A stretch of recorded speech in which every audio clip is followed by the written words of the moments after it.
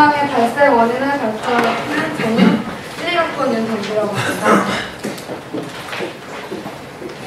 우선 세 가지로 나눠져 있는데요. 첫째, 시대적 상황과 둘째, 대공황의 원인, 셋째, 대공황의 영향으로 볼 수 있습니다.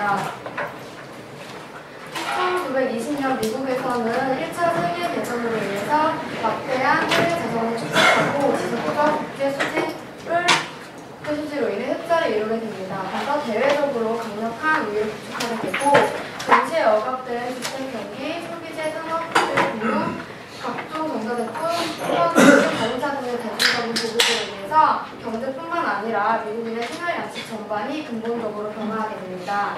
이와 같은 대량 소비 풍조 속에서 부동산 투기가 과열되는데요. 투기적 증권 투자로 주식시장이 과열돼서 이때 발생한 것이 플로리다 붐입니다. 플로리다 붐이라는 것은 플로리다에서 발생한 투기 현상인데요. 왜 발생하게 되었냐면 그때 전쟁으로 인해서 토지의 해외에서 동물에 대한 수요가 많아지게 되면서 토지에 대한 가격이 급등하게 돼요. 그래서 이로 인해서 부동산 투기인 플로리다 붐이 발생하게 됩니다. 그 다음 대공황의 시작인데요. 1929년 10월 24일 미국 월가의 주식시장이 붕괴되는 검은 목요일 사건이 발생하게 됩니다. 주식시장이 개장한 후 1시간이 채 지나기도 전에 동시다발적으로 매도 주문이 쏟아지면서 대공황의 분포가 엄습했고 연쇄적으로 일어나는 금융시장의 붕괴, 자산가치의 감소, 대규모 실업사태와 인민폭력, 소비 침체로 인해서 시장에 대한 신뢰가 추락하고 시장 메커니즘이 흔들리게 됩니다. 10월 29일에는 비극의 화요일 사건이 발생하게 되는데요. 최고치에 달했던 주가지수는 하락세가 지속되고 은행은 대부분을 회수하기 시작합니다. 이는 더 많은 투자자가 더 이상 이익을 얻지 못할 것을 예상하고 어떤 가격에라도 주식을 시장에 내다 팔게 되었습니다. 이때부터 앞서 플로리다 붐에서부터 시작한 주가는 떨어지기 시작해서 오르락내리락을 반복하면서 대공황이 절정으로 치닫던 1932년 여름까지 계속 하락하게 됩니다. 이 표는 주요 4개국의 산업생산지수를 보여주는 표인데요. 산업생산지수는 일정 기간 동안 이루어진 산업생산 수준을 나타내는 지표로서 보시면 1929년에 그 지수가 정점에 이르고 있고 1932년에 최저점에 이뤄서 떨어지고 있는 것을 보실 수가 있습니다. 주요국의 실업률은 지금 미국의 같은 경우에는 26.1%로 2배 이상 오른 것을 보실 수 있고 독일의 경우에도 21.8%로 실업률이 증가하고 있는 것을 보실 수 있어요. 영국의 경우에는 1920년대 이미 실업률이 높았는데요. 이 이유는 근본이제로 복귀하는 과정에서 파운드화를 과대평가에 복귀하기 때문에 고평가된 환율 때문에 긴축 정책 기조를 유지해야만 했습니다. 근본이제로 복귀하는 과정이 정해져 있는 것이 아니라서 각국마다 자기만의 방식으로 근본이제로 복귀하게 되었는데요. 이때 영국의 같은 경우에는 전쟁 전후로 환율을 맞추다 보니까 과대평가해서 이런 문제가 발생하게 되었습니다.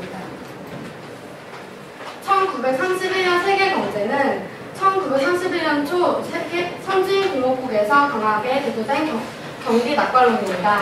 과거의 순환성 공원들에 대한 경험의 근거를 보고 있는데요. 예를 들어 1920년에서 21년 공황이 당시보다 더 빠르게 진행되었음에도 불구하고 자본주의 경제의 자생적 회복력에 의해 순조롭게 회복됐다는 말은 1920년대 후반에 앞서 설명해드렸던 플로리다 붐이 발생했는데요. 그 붐이 큰 영향을 받지 않고 자생적으로 회복이 되었어요. 그래서 이번 공황도 그 신도나 기간으로 봐서 조만간 상승 국면으로 접어들지 않을까라는 대공황에 대한 추측이 있었습니다. 저희는 대공황을 가설 중심으로 해서 봤는데요. 첫 번째 가설은 대공황의 원인이 소비론에 있다는 것입니다. 대공황이 유효 수요의 부족에 따른 생산 비서의 과잉 때문에 일어났다는 주장인데요. 유럽의 수출 시장이 침체된과 동시에 차츰 보호무역주의로 인해 미국의 농업제품 수출이 급격히 감소하게 되었고 자본주의 특성상 소득 및 부의 분배가 점차 불공평해지고 이에 따라 소비 성향이 낮은 부유층에 자원이 이전됨으로써 소비 지출 수요가 줄어들게 됩니다. 투기시장 및 주식시장의 붕괴로 실질 부의 감소가 초래되어 소비 지출이 줄어들고 20년대 붐을 이루었던 내부 소비재 경기가 포화 상태에 이르렀기 때문에 자연히 유효 수요는 증가가 한계에 도달하게 됩니다. 또 20년대 중엽에 이민법의 개정이라고 해가지고 이민자들이 들어오는 게 감소되면서 이때 또 수요가 감소되게 됩니다. 두 번째 가설은 통화론자인데요. 금융공황과 당국의 부적절한 통화정책이 대공황을 심화시켰다는 의견입니다. 농업 부분이 피폐되었다는 것은 앞서 설명을 드렸을 때는 곡물에 대한 수요가 증가되면서 농업에 대한 농지 가격이 오르고 투기가 시작됐다고 했는데요. 농업 부분이 피폐되게 된 이유는 그때 피폐됐지만 지나고 나서 그게 금방 회복기에 이르게 돼요. 그래서 농민들이 그때 그 농지를 담보로 해서 돈을 빌려서 이제 땅을 더 사고 투자를 했던 거에 비해서 금방 회복기로 들어서게 되면서 수요가 줄어들게 되자 그 빚은 빚대로 늘어나게 돼서 농업 부분이 피폐해지게 됩니다. 그래서 자본시장이 붕괴되게 되고 세 차례 은행공황이 일어나게 되는데요. 은행공황이라는 것은 돈을 예금했던 사람들이 찾아와서 이제 대공황이 일어날 것 같자 돈을 돌려달라고 합니다. 예금했던 돈을. 근데 예금했던 돈을 돌려주지 못하게 되는 것이 바로 은행공황인데요. 세 차례 은행공황으로 인해서 은행은 연쇄적인 파산에 이르게 되고 신용창조 기능은 크게 저해되게 됩니다. 금융공황과 당국의 부적절한 통화정책은 연방준비제도라는 것은 은행공황이 준비금이 모자라서 예금했던 사람들의 돈을 돌려주지 못할 경우에 이를 대안하기 위해서 궁극적인 대출자로서 마련한 것인데요. 그래서 연방준비제도가 돈을 마련했다가 이제 은행에서 돌려주지 못하는 준비금을 대신해주게 됩니다. 그래서 뉴욕 중심 가율을 진정시키기 위해 1928년 초부터 긴축통화 정책을 실시하게 되고 통화량이 감소하고 금융제도의 약화로 인해 투자 심리가 위축되고 대공황은 더욱 심화되게 됩니다. 그렇다면 지금까지 세 가지 가설을 보았는데요. 이 가설의 공통점은 유럽을 비롯한 다른 지역의 공황은 미국의 공황과 불가분한 관계이지만 유럽의 부정적인 영향은 세계 대공황의 부차적인 원인에 불과할 뿐입니다. 이로 인해 세계 대공황의 발원지는 미국이라는 것을 더욱 확실히 알 수 있습니다. 대공황의 영향에 대해서 살펴볼 것인데요. 대공황의 영향은 세 가지가 있습니다. 첫 번째, 실업자의 증가인데요. 기업 도산이 수출되게 되면서 전 근로자의 약 30%에 해당하는 1,500만 명이 실업자가 발생하게 됩니다.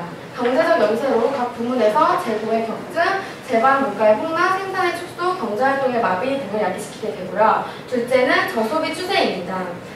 셋째는 금융권에 대한 불신이 극에 달하게 되는데요. 그로 인해 세계 대공황은 더욱 확산되게 되고 1933년 말까지 거의 모든 자본주의 국가들이 말려들었으며 여파는 1939년까지 이루어지게 됩니다.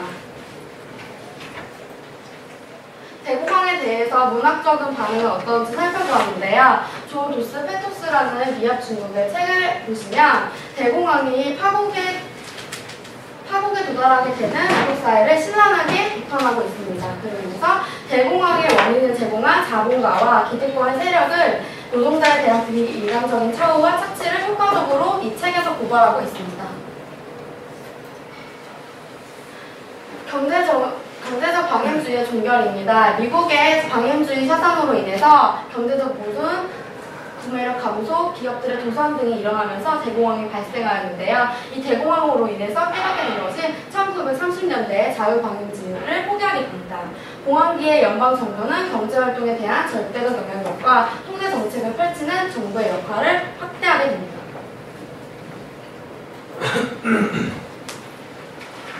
네, 안녕하세요. 저는 무역학과 08학번 유보희입니다. 제가 발표할 주제는 뉴딜 정책인데요. 뉴딜 정책의 목차를 보겠습니다. 첫 번째로는 뉴딜의 정의를 하겠고, 두 번째로는 뉴딜 정책의 전개, 세 번째로는 뉴딜 정책의 결과, 네 번째로는 평가가 있겠습니다. 뉴딜이란 1930년대 초 대공황 하에 경기 회복과 사회적 재분배의 목표를 두고 금융산업, 농업, 임금 결정에 정부가 직접 개입하는 여러 조치들을 말합니다. 배경으로는 앞서 윤단비 학생이 발표한 대공황 발발이 있겠고요. 두 번째로는 후보 행정부의 소극적인 대응과 정권 교체가 있습니다. 후보 정부는 자유방임주의 원칙하에 소극적인 경기부양을 추진하였고요. 부흥금융공사를 설립하여 파산 위기에 처한 은행과 철도 등에 부지 자금을 지원하였습니다.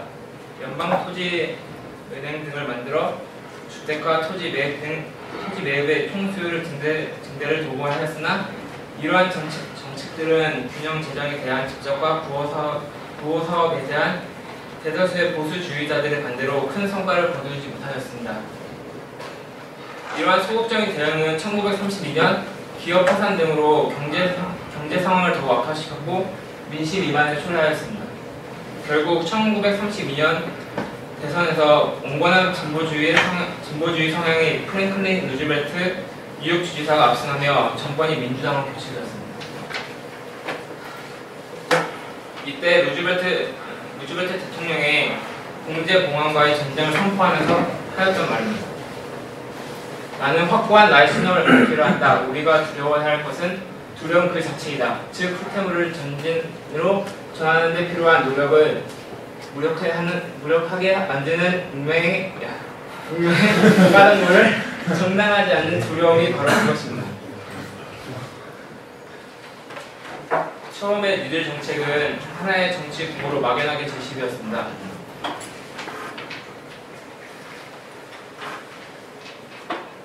루즈벨트 대통령 취임 이후 입법부의 지지하에 광범위한 개혁과 제도 개혁을 실시하였는데 이것이 뉴딜 정책으로 구체화되었습니다.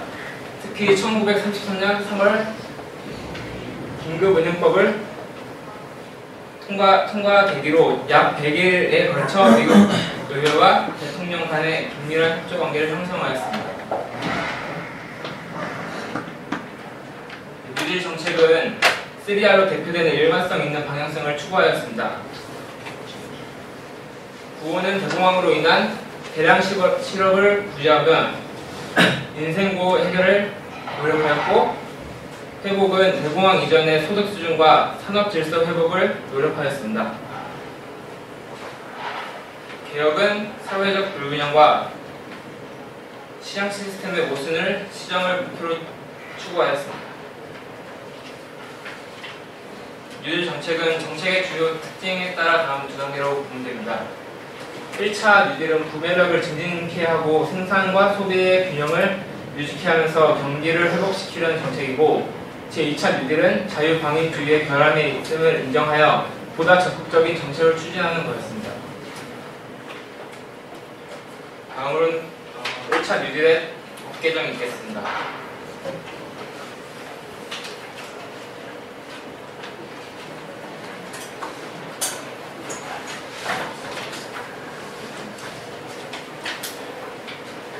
긴급은행법이 있겠는데, 이 긴급은행법은 인플레이션 정책을 기초로 하여 통합금융정책입니다. 예금 은행들의 업무를 일시적으로 중지시키고 금에 대한 달러의 평가를 절하하여 금수출을 금지하고 부흥금융공사를 통해 금과 은을 적극적으로 매입하였습니다. 두 번째로는 부실한 은행들을 재편하고 지원하는 데 있습니다. 이 은행 재건 계획을 작성하여 예금주와 주주의 동의를 얻어 실시하였습니다. 다음으로는 금융제도의 개혁이 있겠습니다. 전국 산업부흥법을 제정하여 정부, 기업, 노동자의 상호 협력하에 기업 간의 과다 경쟁을 제한하고 가격협정으로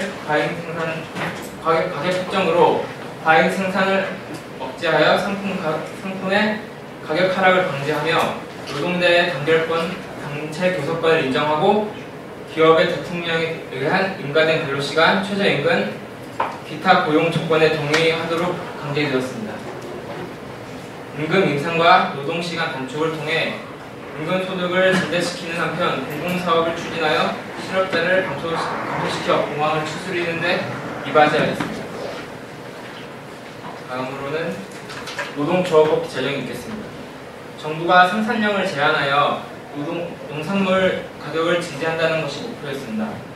이에 따라 경작지 제한에 협조한 농가에 휴용지 지대를 지불하거나 상품 신용 공사를 통해 저리 작업을 지원했습니다.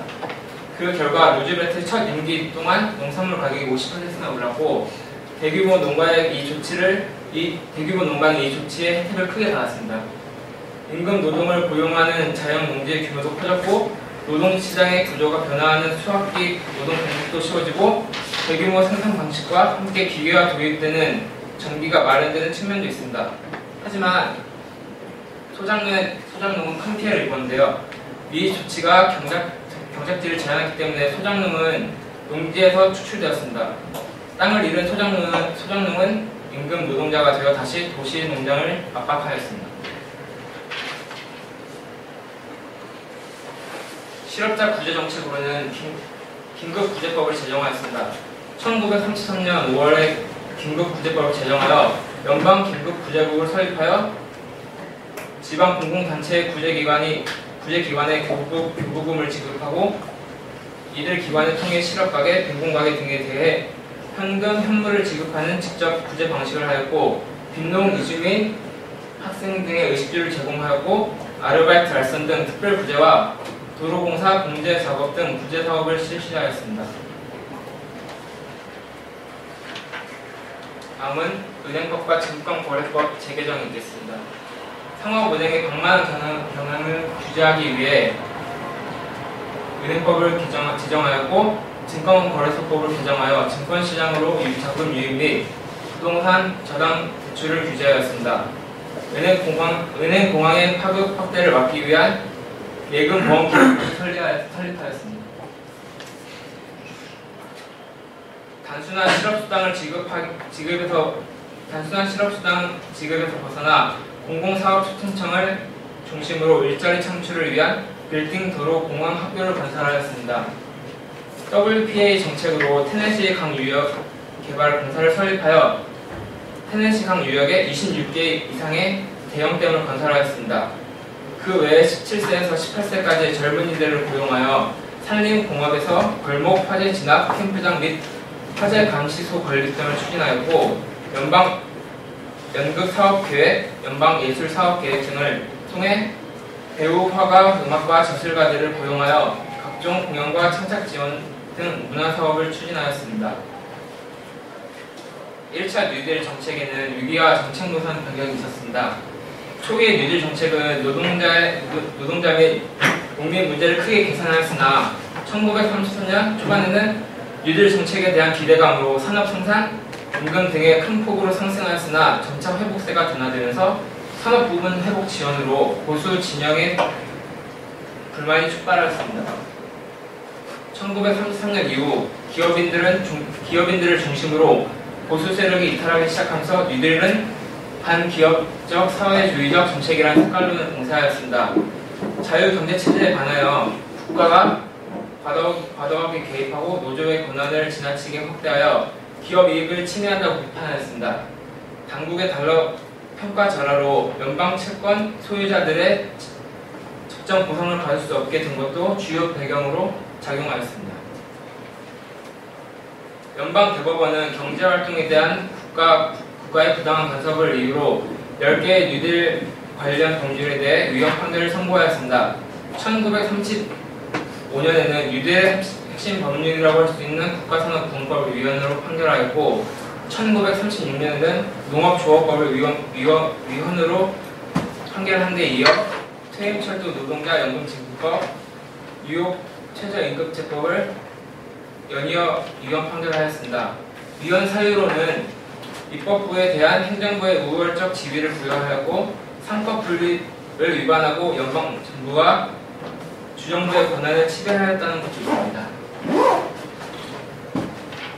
2차 뉴딜입니다. 대법원의 위헌 판결로 초기 뉴딜 정책은 일단 중지되었으나 1936년 대선에서 승리한 이후 루즈벨트는 뉴딜을 지지하는 빈곤계층의 이익을 우선하는 쪽으로 정치 노선을 전환하였습니다. 노동제도의 개혁으로 와그너법을 도입하였는데 노동조합 운동을 활성화시킨 전국산업부흥법이 위헌으로 판결되자 정부는 1년의 노동정책을 계승한 와그너법을 제정하였고 하지만 와그너법 역시 제정 직후 기업인들에게 위헌 소송이 제기되었으나 1937년 법원이 최종적으로 합헌을 판결하였습니다. 사회보장제도의 개혁으로 사회보장법을 제정하였습니다. 1929년 주식시장 대폭락 이후 만연된 실업과 경쟁력이 약한 노령층에 겪어야 하는 비참한 공핍으로 인하여 사회 안정망 구축이 필요하다는 주장은 대중적인 지지를 얻었습니다. 대표적인 예로 60대 이상의 모든 노인에게 월 200달러의 정보연금을 지불하는 등 타운젠트 운동은 대중적으로 전폭적인 지지를 받았습니다. 공정노동기준법이 추가로 제정되었습니다. 공정노동기준법은 와그너법과 마찬가지로 노동자가 노동 환경에 초점을 맞췄습니다. 즉, 노동시간의 최소한의 기준, 시간당 임금 수준, 법적 기본을 확립하는 데 초점을 두었습니다. 또한 전국산업부문법에서 목표했던 16세 미만의 아동의 노동과 집으로 일감을 가져가서 하는 노동도 금지되었습니다. 이러한 기준은 노동자들의 제살 깎아먹는 치열한 경쟁을 완화해 줄 뿐만 아니라 열악한 작업 환경의 사업장을 도태시킬 수 있는 효과가 기대되었습니다. 이 법 또한 노동조합을 결성하기 어렵거나 노동조합이 없는 사업장의 노동자들에게도 적용되어 노조가 없는 사업장의 노동자들을 보호하는 효과가 수반되었습니다. 회복은 뉴딜 평가입니다. 회복은 뉴딜의 각종 조치가 분주하였음에도 경제 성장은 더디고 불충분하였습니다. 회복이 매우 느리고 불안전했던 것은 정책이 적극적이지 못하였던 까닭입니다. 구호는 어느 정도는 성공하였습니다. 은행은 다시 문을 열게 되었고 실업자와 빈민들은 구제하였고 더 이상 대규모의 폭동과 혼란이 일어나지 않았다는 것은 하층민들의 앞날에 대한 희망을 가졌다는 사실을 반증하기도 합니다. 개혁으로는 제도 및 관행을 과감히 바꾼 덕에 장기적으로 유산을 남겼지만 일부는 시대의 환경의 변화에 따라 불필요하게 되어 사라지고 상당수만 형태를 거의 바꾸지 않고 확대 지속하게 되었습니다. 다음은 60년 학생의 말씀입니다. 안녕하세요. 저는 교육학과 공사학번 60년이라고 합니다. 저는 지금 앞에서는 미국이나 이런 쪽에 대해서 뉴딜 정책이나 이런 거에 대해서 발표를 했는데 저는 이제 이게 세계 대공황이니까 세계에 어떤 영향을 끼쳤는지 그거에 대한 대응에 대해서 발표하도록 하겠습니다. 처음에는 경제적으로 영향을 끼친 것을 발표하겠고요. 두 번째는 정치적 영향을 끼친 것을 발표하겠습니다. 먼저 영국입니다. 경제적인 침체가 아까도 파운드가 고평가됐기 때문에 이미 겪었기 때문에 공황 강도가 크지는 않았고요. 긴축 정책을 실시하고 파운드를 평가 절하를 함으로써 또한 거기에 파운드 블록을 형성을 하는데 이건 이따가 뒤에 다시 설명해 드리도록 하겠습니다. 그리고 이때부터 영국은 보호주의를 채택했는데요. 다들 무역학과니까 보호주의가 무엇인지는 아실 거라고 믿고요. 보호주의는 그냥 쉽게 간단하게 말하면은 자국의 산업을 보호하기 위해서 보호를 하는 거고 자유주의랑 자유경제, 시장경제랑 반대되는 개념으로 생각하시면 돼요. 그리고 여기서 거국일치 내각을 발효를 하게 되는데 영국 같은 의원 내각제인 나라에서 이렇게 위기 상태가 왔을 때 크게 예로 들면 대한민국으로 예를 들면 심한 경제 위기나 이런 게 왔어요. 그러면 당파끼리 뭐 새누리당, 민주통합당 싸울 거 없이 하나로 뭉쳐갖고 나라를 이끌어야겠다는 그런 생각으로 내각을 연립을 하는데 그게 거국일치 내각입니다.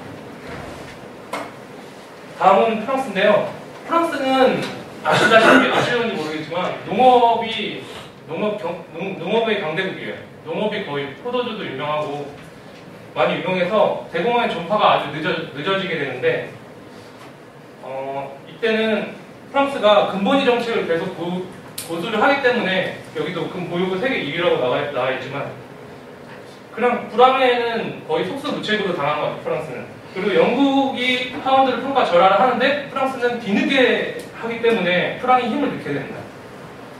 그러니까 결국에는 프랑이 평가 절하를 했을 때는 물가 상승으로 인해서 크게 잠식되는 상황이 되고요. 프랑 블록은 이따가 다시 설명해드리고 결국엔 궁극적으로 프랑스 경제는 세계 경제 악화에 따른 수출 부진이 궁극적인 원인이 되어서 대공황의 여파가 있게 됩니다.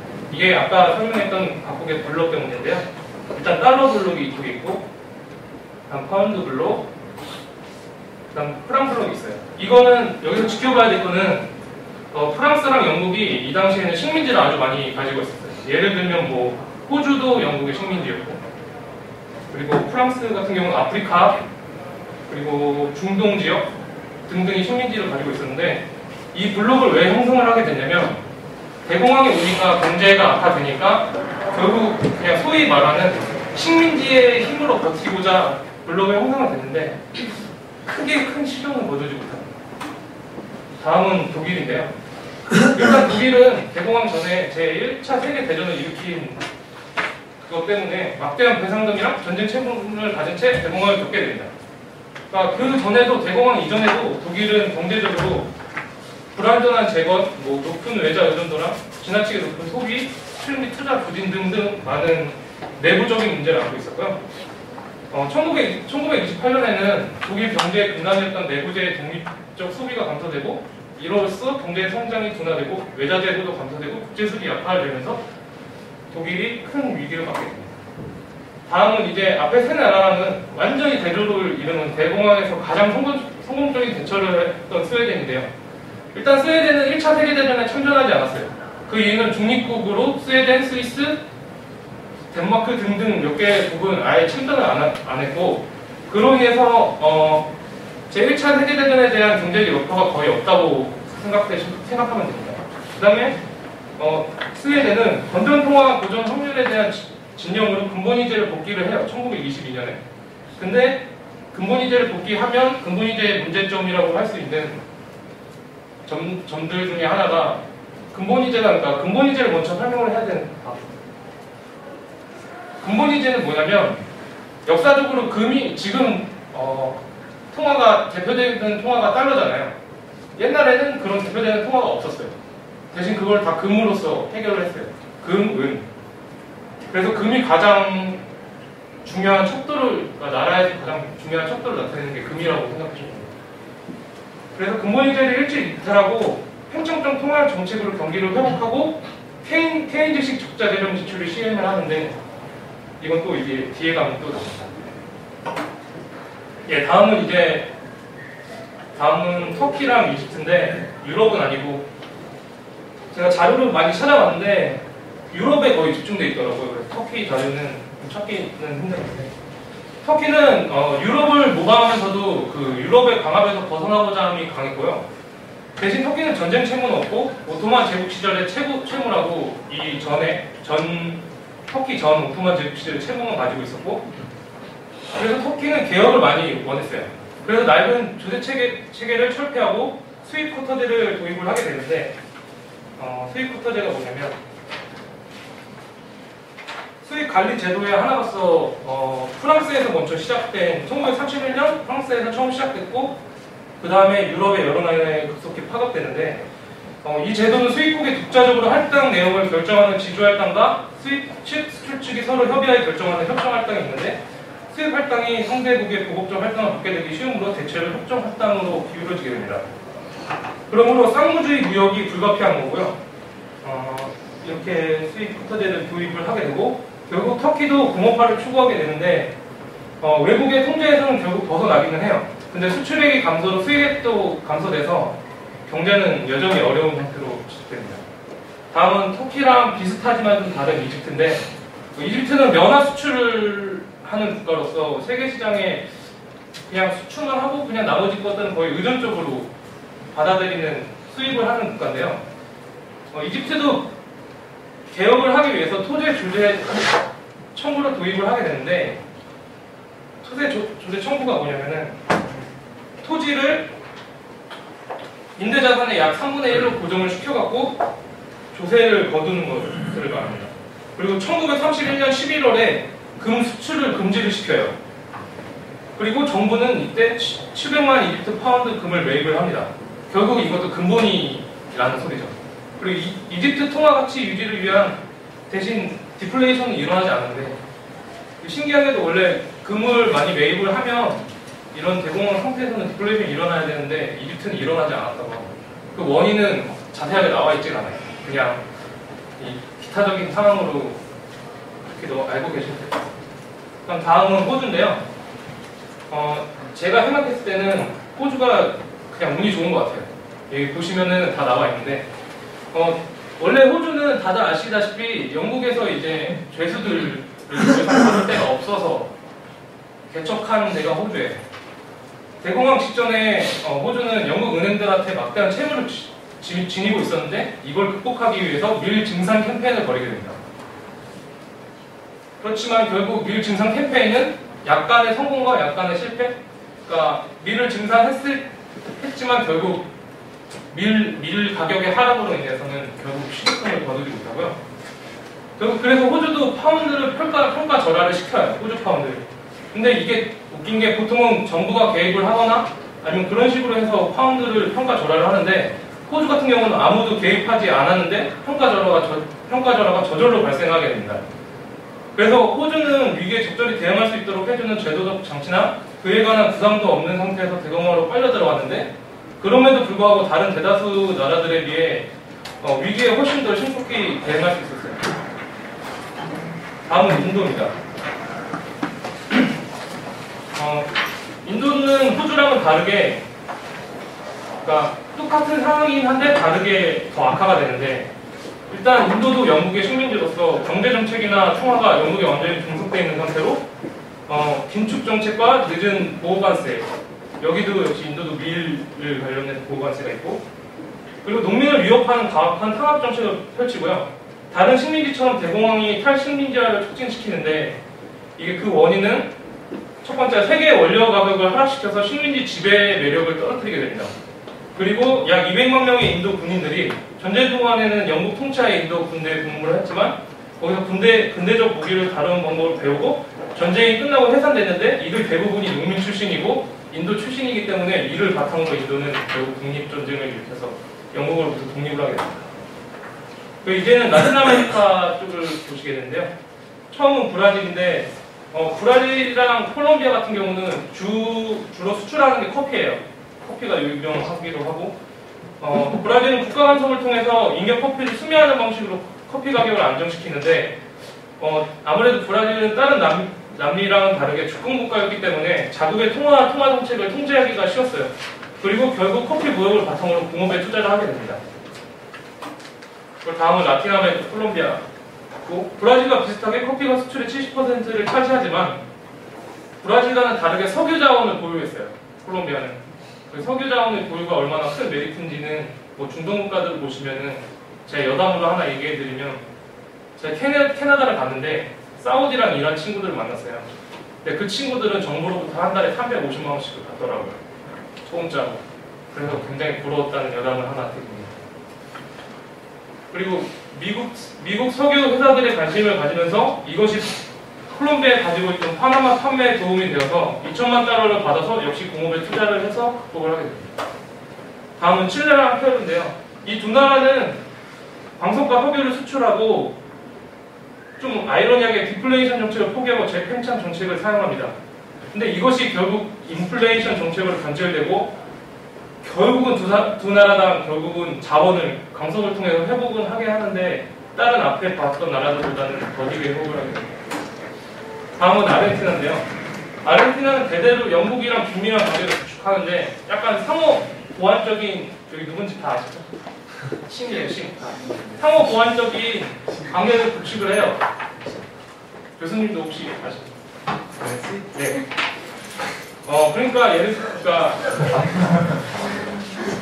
그러니까 영국이랑 긴밀한 관계를 구축을 하는데 이게 어떤 긴밀한 관계냐면 영국은 아무래도 식량이나 이런 쪽이 소고기 이런 쪽이 부족하고 아르헨티나는 공업품들이 부족해요. 근데 대대로 아주 오래전부터 긴밀한 관계를 구축을 했다고 합니다. 그리고 주요 수출품인 쇠고기와 밀이 1차 세계대전 동안 전쟁 투스를 늘려갔고 이 당시에 라틴 아메리카에서는 아르헨티나가 제일 부자 나라였습니다. 그리고 그로 인해서 공황이 왔는데도 별다른 큰 타격은 없이 대공황을 넘기게 됩니다. 여담으로 또 얘기 드리면 아르헨티나가 남미에서 제일 잘 살았는데 나중에 나올지 모르지만 7, 80년대에 아르헨티나가 되게 가난한 나라로 되게 영화도 있고 이쪽가 해주겠죠. 그 다음은 멕시코인데, 멕시코는 은하폐서라고, 은하폐서를 원래 주조를 안 했다가 다시 재주조를 해서 극복을 하는 나라인데요. 이 멕시코도 역시 근본이제 규칙을 고수하려 했는데, 그럼에도 균형 예산을 유지하고자 노력하고, 근데 또 아이러니하게도 대공황기가 내는 흑자인데, 이게 은과 석유 가격이 상승했는데 은이랑 석유가 다 멕시코에 나와요. 그래서 이것으로 극복을 합니다. 그리고 이제 동아시아인데요. 중국 같은 경우는 늦게 대공황의 여파가 미치게 되는데, 이게 늦게 미치게 된 게 아무래도 위치상으로도 그렇고, 이 시기상으로 했을 때 늦게 대공황 여파가 미치게 됩니다. 통합 긴축의 여파로 은 가격이 하락을 하고, 영국이 근본이제를 포기한 후에는 가격 상승이 오히려 해가 됩니다. 또한 은의 석적 소유를 금하고 새로운 지폐를 발행을 하는데, 이게 위안화예요. 이를 통해서 정부 부채를 상환을 하고, 대신 여기서 큰 문제점은 농민들은 자기들의 저축을 내놓고, 이러한 사태 진행의 수혜자는 금융 거래에 참여한 사람들만이 수혜자가 됩니다. 그럼 다음은 옆나라, 멀고도 먼 나라 일본입니다. 일본은 동아시아에서 일단 대공황을 가장 잘 대처한 국가로서 생각되는데, 급격한 엔화 평가를 절하하고 능률적인 공개 시장을 조작, 공업 성장 및 수출을 성공시키고 일본 상품이 이 당시에 세계 시장을 지배했다. 결국 이로 인해서 일본은 판창주의 노선을 선택하게 됩니다. 그 다음은 한국인데요. 이 당시에 한국은 아시다시피 일본의 지배를 받고 있던 암울한 상황이었고, 이게 국사 시간 많이 들어보실 거예요. 토지조사 사업과 산미증식계획. 이건 결국 전쟁 때문에 쌀을 생산을 증가를 시키기 위해서 이거를 했고, 대신 농민들의 상황은 역설적으로 악화가 되는데, 그 이유는 생산량은 증가했지만 더 많이 가져갔다고 생각하시면 돼요. 일본에서. 그리고 일본의 뜻대로 군사에 필요한 강업과 화학공업에만 집중되게 됩니다. 자, 여기까지가 이제 경제적 영향이었고, 마지막으로 정치적 영향을 발표하겠습니다. 이게 원래 정치적인 거라서 경제 시간이라 아무래도 하긴 그랬는데, 그래도 영향이니까 빠르게 하겠습니다. 대공황의 여파로 인해서 전체주의가 발달이 되는데, 자본주의의 발달이 약하고 식민지가 적은 이탈리아, 독일, 일본 등에서 경제공황을 극복하고자 채택을 합니다. 전체를 위해 개인이 희생될 수 있다는 사상으로 자유민주주의 체제를 부정하고, 국가지상주의적 통창주의, 군국주의 추구를 하고, 지도자 원칙과 협동국가 체제에 입각한 지배방식을 표방합니다. 첫 번째 이탈리아 파시즘인데요. 전후의 혼란 속에서 무솔리니라는 인물이 나타나서 파시스트 당을 집권을 해요. 이래서 일단 국제체제를 수립하고 공산당 타도를 주장하면서 자본과 군인의 지지를 얻어 교황청과 제휴를 합니다. 그리고 리라의 평가 절하를 단행하는데요. 그 이유는 리라가 이탈리아의 국가적인 화폐인데, 금지 때문에 평가 절하를 합니다. 그리고 이제 독일의 나치즘인데, 독일 같은 경우는 1차 세계대전으로 인해서 전쟁 배상금과 채무가 많았어요. 그런 상태에서 대공황이 발생을 하니까 결국 그런 시민들을 휘어잡는 이가 나타나는데, 그가 히틀러입니다. 그래서 전후의 인플레이션, 경제 공황 등으로 바이마르 공화국이 흔들면서 나치당이 성장하고, 중소시민층을 유인 베르사유 조약을 감대하고 자본가가 타협, 한후 총성 승리 후 히틀러가 총리에 취임하고 국회를 재구성, 특검법을 통과시킵니다. 그래서 결국 나치당이 독일을 점령하게 되고, 이로 인해서 결국에는 많은 사건을 거치면서 세계 제2차 대전이 일어나게 됩니다.